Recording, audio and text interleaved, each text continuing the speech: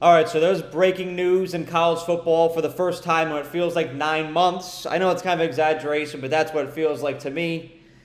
It has been reported that Jim Harbaugh has accepted a 4-game suspension after negotiations with the NCAA. This was initially going to be a level 2 violation for contacting recruits during the dead period and the COVID era several years ago.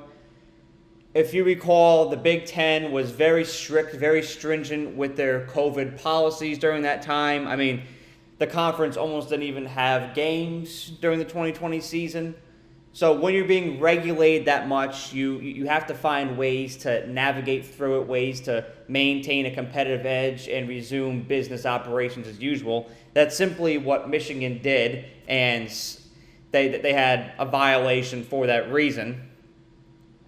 What it was Michigan conducted visits during that dead period when they shouldn't have during the pandemic, and they contacted recruits via text, via phone call during that dead period as well, which is technically a violation. Level 2, which constitutes either a fine, a reduction in off-campus contacts, or a probation periods. But because Jim Harbaugh denied those allegations, it became a level 1 violation, which results in a suspension. Place yourself in Jim Harbaugh's shoes. Violation, suspension, those are intimidating terms, and they're going to enable you to be defensive. So what do you do when you're defensive in that position? You're going to deny, and hope that the allegations are going to disappear or going to vanish. But they didn't, and eventually Jim Harbaugh had no choice but to own up to it and accept what he did, and it resulted in a suspension. It's also important to note that Sharon Moore and Grant Newsom, who are assistants for the Michigan football program, will be facing sanctions for the situation as well.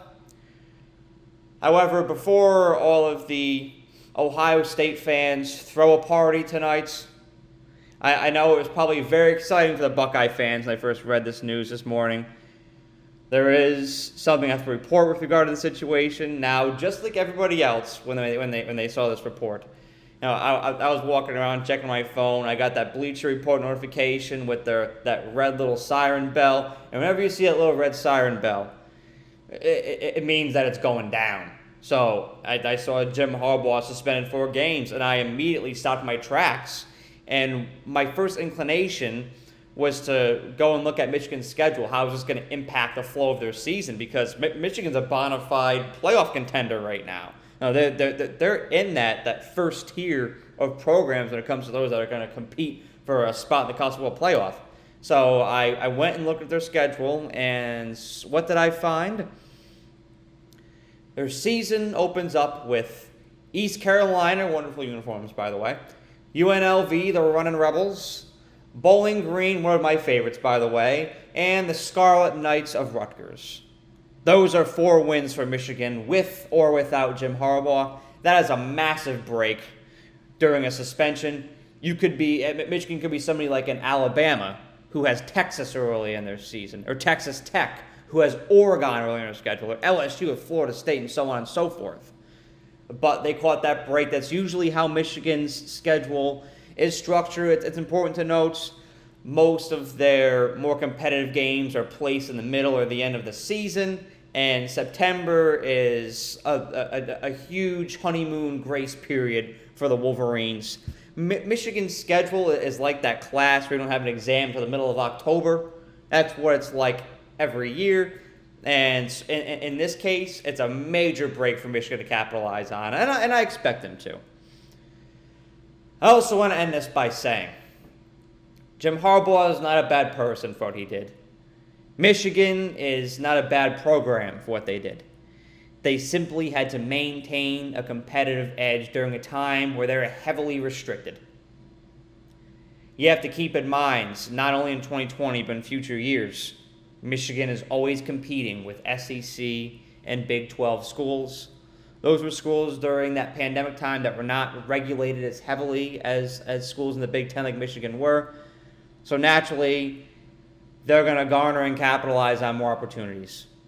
Michigan, Jim Harbaugh did what they had to do to remain competitive and remain successful when they were being regulated, when they were being restricted a lot more than other programs.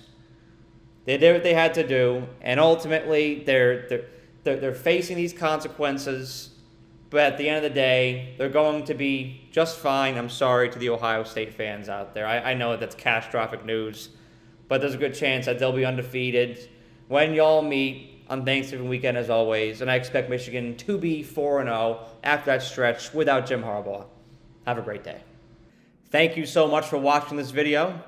I really appreciate you and the time that you took out of your day to watch the video, and if you enjoyed it, please be sure to like the video and share it, as well as subscribe to The Era. The more likes and subscribers I get on this channel, the more resources I can attain, and the more resources I can attain, the more value I can provide to you, the viewer. And that is how I show my appreciation for you for the time that you devote to watching my videos. So thank you so much, and have a great day.